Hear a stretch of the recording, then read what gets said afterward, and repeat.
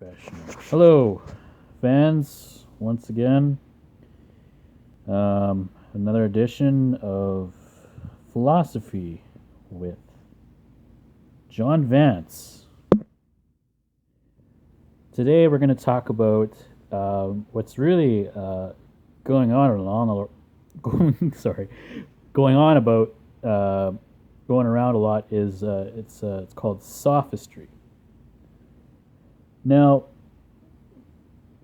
sophistry, I guess um, I'll explain it, and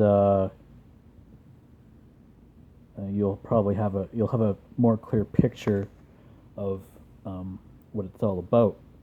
Um, so I was just thinking about an example of see. Okay, so there's this boat, right, and there's uh, there's this leak. Now, let's say the captain of this boat says that uh, oh, this leak was caused by I don't know, some outside tomfoolery, criminals, or uh, the criminals who okay, let's say the criminals who built this boat. It's all their fault. They wanted us to. They don't like us that much, and then they made this boat so it leaks. So even though they don't have evidence um, for it, that it was that, right? So that's um, yeah, that's I guess you could call that an assumption, and that it's not based upon any evidence, and they're going off of you could see like, that's also called circular reasoning. They're the reason the reasoning doesn't have any empirical evidence to back it up. So they're just saying, "Oh, they hate us, so therefore they they ruined the boat, or they made the boat so it leak, right?"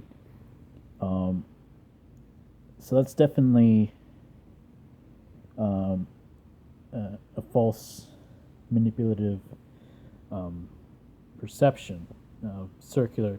That's circular rationale. So this is kind of um, that's kind of how sophistry is uh, based upon is that circular rationale is that's its kind of its fundamental base if you look at it that way. Um,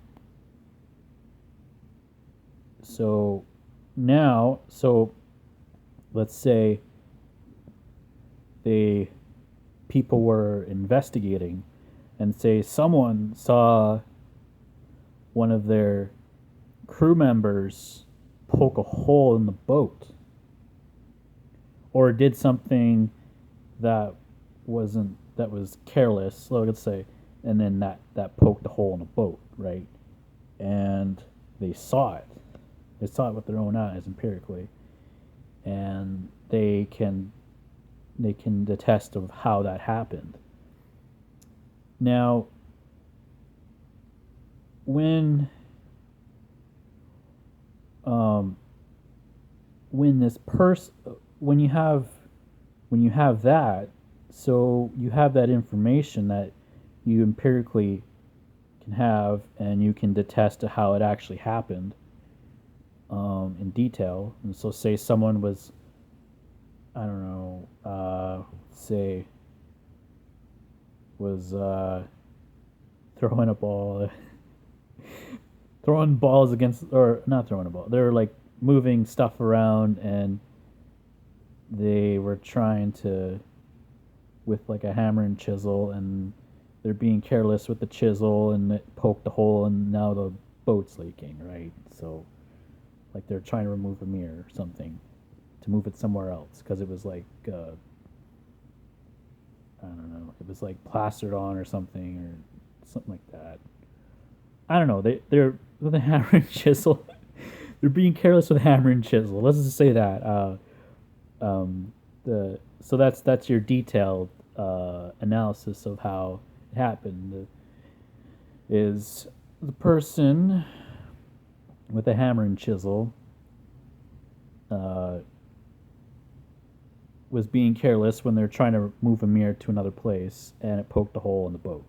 And now the boat's leaking, and it wasn't somebody's lack of um, uh, construction work, let's say. Um,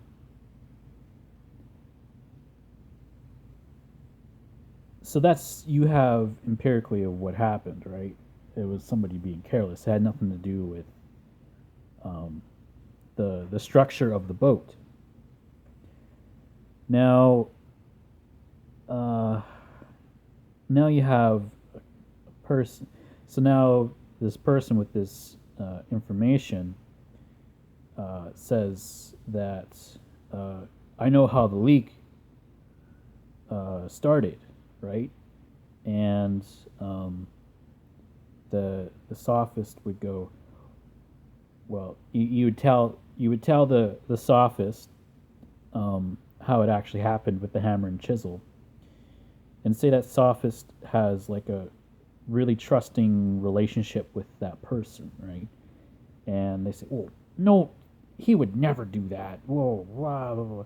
And you'd say, well, I saw it with my own eyes, and I have also witnesses too that also saw it, so we can empirically say um, who are neutral, who who are, let's say, passengers of the boat, right? And this was like the one of the workers of the boat.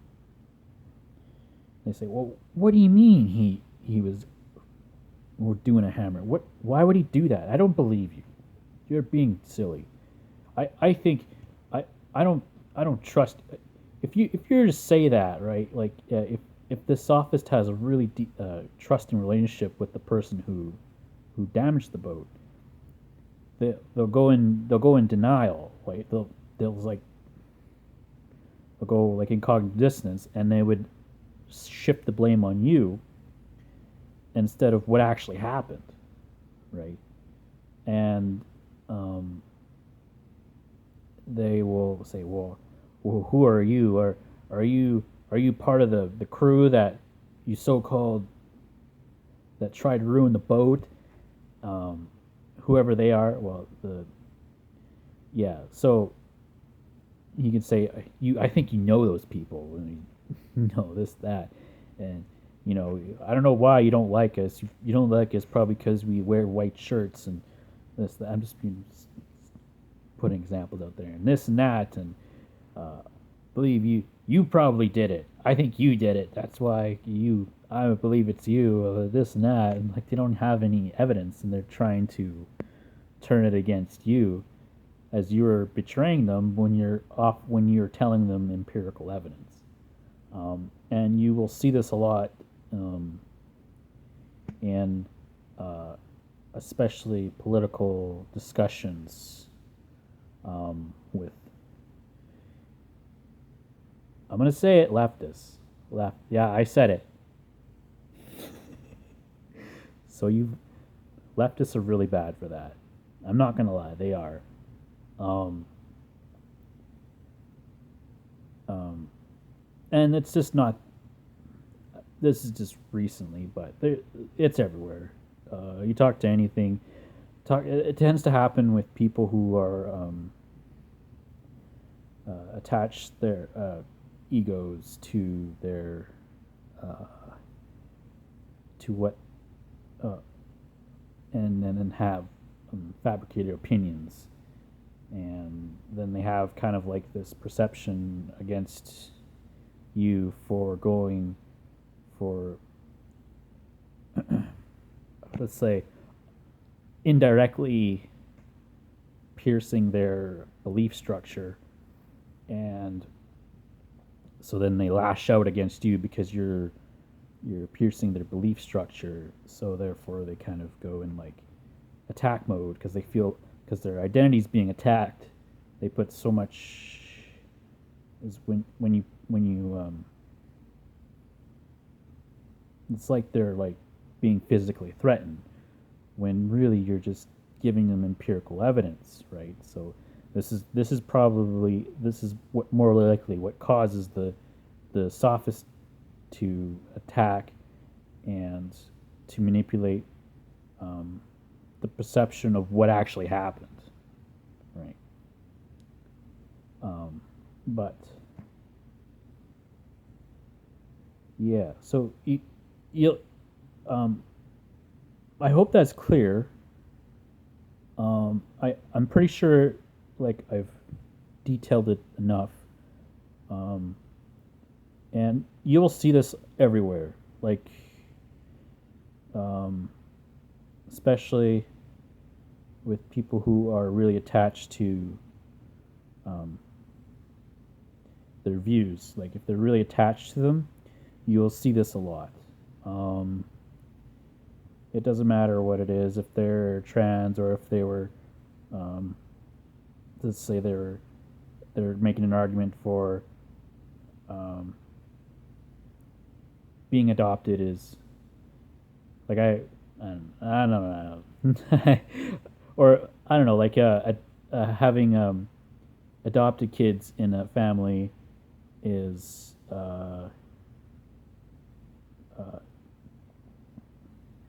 I don't know, usually like well shit. Well, I don't know. Okay, so like if you have basically somebody's going to be attached to it, you'll find out, hey, um, so if you're arguing with a trans person or a person who's adopted and you're going against their views, so let's go with the adopted person. So you could say adopted people in nuclear families um, are better off as opposed to being in families um, who are in conflict, who when the mother and the father are in conflict, they're better off, right? And they and if they have a negative experience uh, being adopted, right? So if they feel like they had a negative experience, they'll tend to like, well, what do you mean? Give your head a shake. I the thing is your perception, right? And we have limited perception, but I had a bad experience, so therefore you are wrong because this totally goes against to what I experienced, right? And what you experience doesn't necessarily mean what actually is, right? Or what you experience does um, let me see does influence your thoughts and your beliefs and your perception of the world and all that, how you interact with it, how you interact with other people. Um, so you'll think, hey, this guy is totally going against this, totally going against what I believed all my life. So I am uh, so I this is probably going to be a controversial video. I'm not going to lie. Yeah, but what the hell? Why not? Oh, get kicked out of Facebook groups all the time who are really into identity politics anyway, so what the fuck? Okay. Anyway, but yeah, so a person who's really attached to their and they'll think it's true, and then they'll come up with reasons, and they'll find some articles on the internet and explaining this and explaining that, and not really giving you what like a map of how it affects everybody. Like what is actually is there? Can you empirically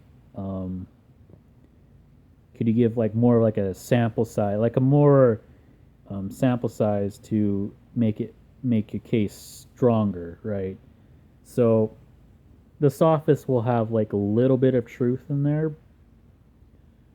but if you ask them to expand on that, they won't. They might freak out on you, and they can't really. and then let's go back into like circular reason, what I mentioned earlier. Well, it's because of this, and because I had this and this and this, right? You're like, well, could you expand on that empirical evidence? And then they'll just kind of they'll shift back into like circular reason, for like very little empirical evidence. Empirical evidence, yeah. I mean, I guess that's maybe another show of what is credible as empirical. This is empirical evidence too. You have to think too, like a lot of that can be